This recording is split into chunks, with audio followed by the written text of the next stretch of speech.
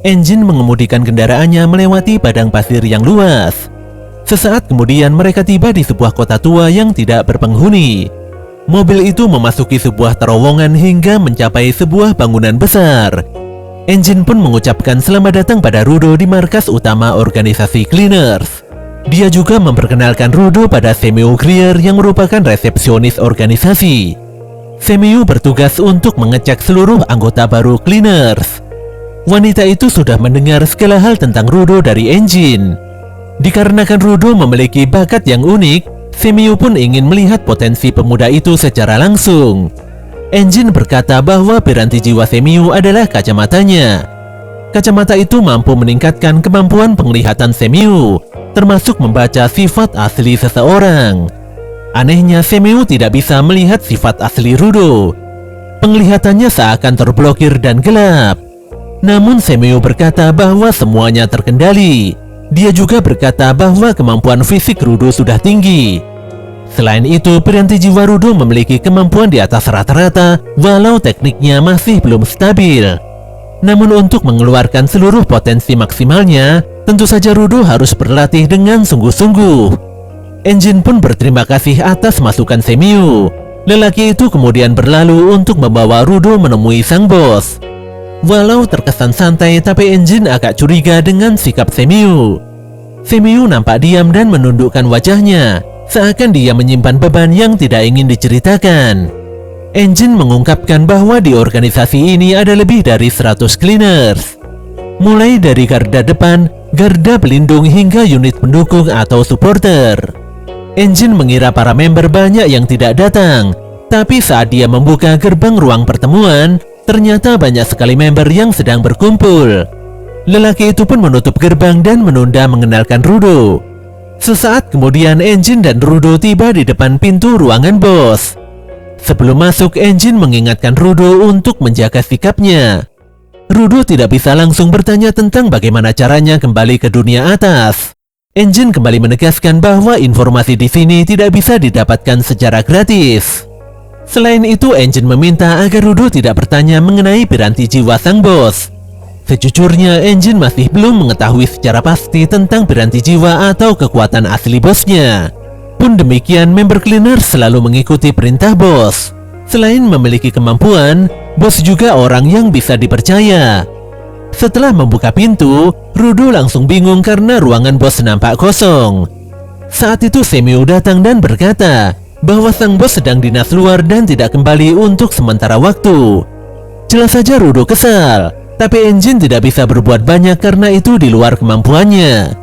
Sambil menunggu bos kembali, Rio yang barusan datang langsung menawarkan Rudo untuk melihatnya bekerja. Setidaknya saat ini Rudo berstatus sebagai pemagang. Semiu pun menjelaskan tentang pekerjaan Cleaners di ruang resepsionis. Penduduk di daerah zona kontaminasi berkata bahwa ada monster kecil yang mulai mendekati barikade.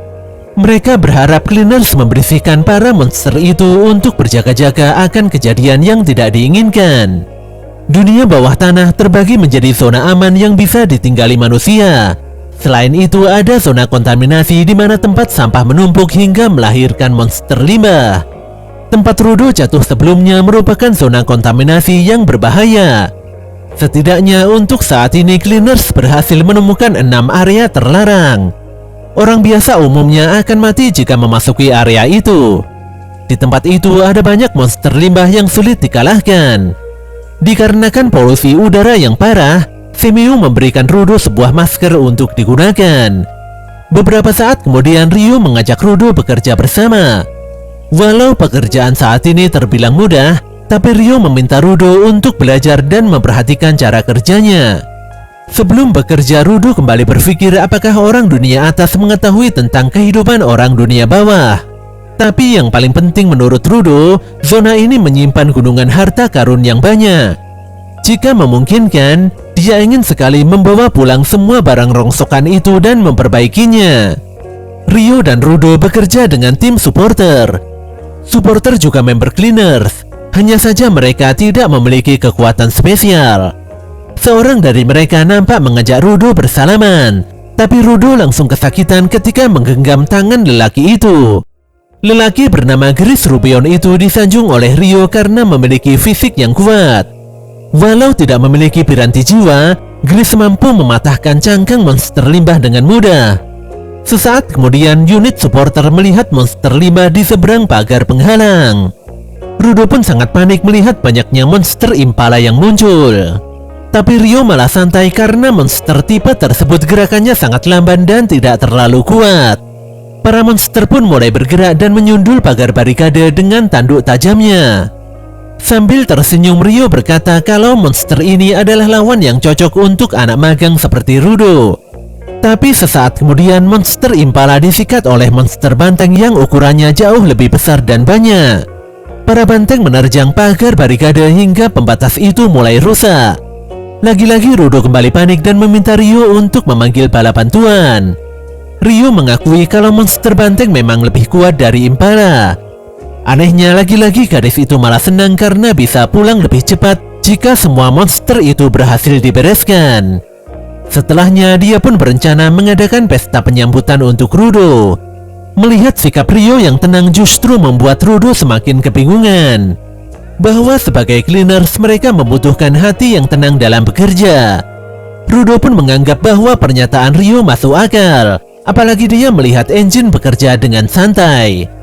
Oleh karena itulah Rudo akan belajar dan berusaha.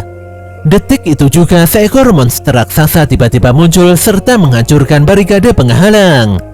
Walau sangat kaget tapi Rudo berusaha bersikap santai. Sementara itu Ryo kembali bersemangat karena baru pertama kali ini dia bertemu dengan monster raksasa. Dia pun langsung maju dan mengeluarkan sebuah gunting dari poketnya. Sebelum menghancurkan yang besar, Ryo akan membereskan para monster yang kecil terlebih dulu. Dia lantas mengubah guntingnya menjadi besar dan memenggal banyak kepala monster banteng dengan sekali putaran kaki. Gris pun berkata pada Rudo bahwa piranti jiwa Ryo adalah gunting. Cara penggunaan guntingnya juga terbilang unik.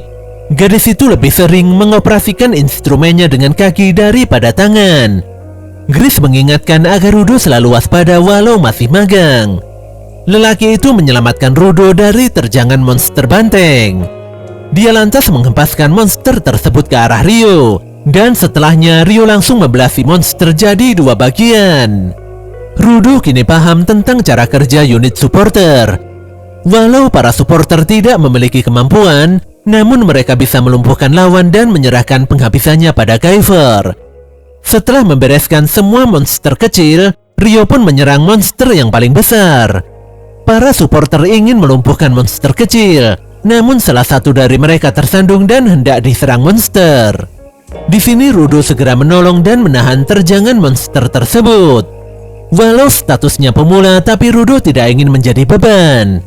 Tapi parahnya pemuda itu kebingungan tentang cara menggunakan kekuatannya. Untungnya Ryo segera menolong karena Rudo diam mematung. Gadis itu memuji keberanian Rudo yang tergerak untuk menolong rekannya. Ryo sudah membelah monster raksasa menjadi dua bagian. Tapi anehnya monster besar itu tidak lenyap meski sudah dipotong-potong dengan piranti jiwa. Tentu saja hal ini sangat aneh sekali. Apalagi baru pertama kali ini ada monster yang kebal terhadap piranti jiwa. Tapi Ryo tidak mempermasalahkan hal itu. Dia akan terus memotong monster itu hingga tidak bisa bergerak. Tim supporter berencana melaporkan monster limbah ini sebagai tipe baru. Mereka juga akan memperingatkan masyarakat untuk lebih waspada. Tanpa menunggu waktu lama, Ryo kembali menyerang dan memotong tentakel monster raksasa itu dengan brutal. Di sana dia menemukan suatu lapisan bersinar pada kepala monster. Serangan Ryo pun membuat monster raksasa mengamuk dan lebih agresif. Si monster menghentakkan kaki dan menyebarkan serangan tentakel ke segala arah. Rudo pun terkena imbas serangan hingga terlempar jauh. Untungnya Gris menolong dan mengevakuasi Rudo ke tempat yang aman. Dia meminta agar Rudo tidak banyak melamun.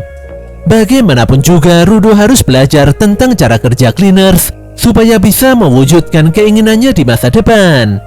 Ryo terus menyerang monster raksasa hingga makhluk itu berteriak kesakitan. Dia pun sadar bahwa lapisan bersinar di kepala monster tadi merupakan kelemahannya. Gadis itu pun menghujamkan gunting besarnya hingga menjebol kepala si monster raksasa. Disinilah baru terlihat bahwa monster besar itu remuk dan berhasil dikalahkan sepenuhnya. Grace pun penasaran tentang bagaimana caranya Rio mengalahkan si monster. Rio pun menjawab bahwa monster itu mati setelah Cutter usang yang bersemayam di kepalanya diserang. Di sini Grace sangat sadar bahwa Cutter tersebut adalah sebuah piranti jiwa. Di sisi lain, Johnny baru sadar dari pingsannya. Dia terbangun di ruangan gelap bersama dengan orang yang tidak dikenal. Lelaki tidak dikenal itu lantas bertanya tentang Rudo pada Johnny. Dia penasaran dengan bocah dari dunia atas yang baru-baru ini terjatuh di tempat ini.